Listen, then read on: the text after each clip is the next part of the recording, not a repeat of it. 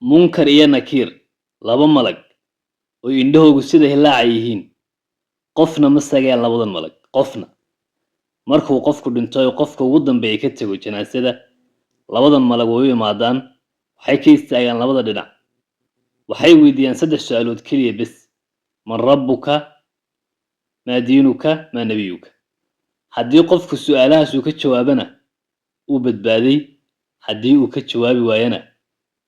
uu khasaaray kadib qabrigu wuxuu noqonayaa laba mid imaa rawda fi riyaad aljanna inuu beeraha jannada ka mid noqdo ama inuu noqdo cadaab labadaas waxaan ahayna ma jiraan saas darteed ka digtoonow labadan malagna wayna sugayaan dhammaan labo daabatul ardi daabadan waxay kasoo bixi doontaa dhulka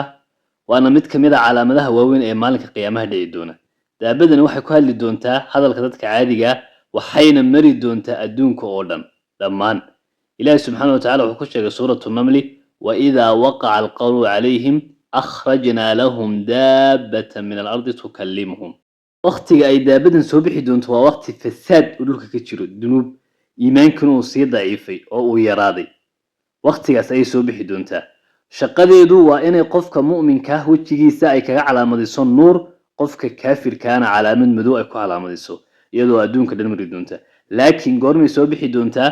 waxay soo bixi doontaa marka la xidho albaabka towbada waqtigaas qof walba iimaanka qalbigiisa ku jira ayuu ku dhiman doonaa kii iimaan wanaagsan iyo kii iimaan munaafiqnimo ku jiray labo aljasaasa jaajuusto xayawaanka ugu cabsida badan uguna layaabka badan taariikhda islaamka aljasaasa waa xayawaan wax jaasuusa yacni waxay soo ururisaa khabarka iyo warka waa xayawaan ay ka buuxaan timo xataa ma kala garanaysid soo jeedkayga iyo sii jeedkayga xayawaankan haddii ay kaaga soo horbaxdo meel waa xayawaan timo buuxiyey dhammaan kor iyo hoos laakiin waxa la yaab leh in ay ku hadasho luqadda dadka ay ku hadlaan xayawaankan waxaa arkay saxaabi la odhan jiray tamiima daari mar ay galeen safar isaga iyo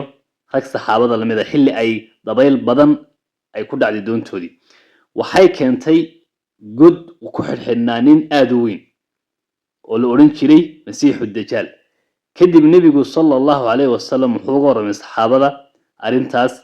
qabsatay tamiimu daari iyo saxaabi laakiin xayawaankan shaqadiisu waa inuu jaasuuso masiixu dajaal nin la yidhaahdo haddii maalin maalmaha ka mid ay kaa soo horbaxdana sidaasuu la soco fadlan haddii uu ka cajabiyey channelka subscribe saar like na saar siina sheer garee mahadsani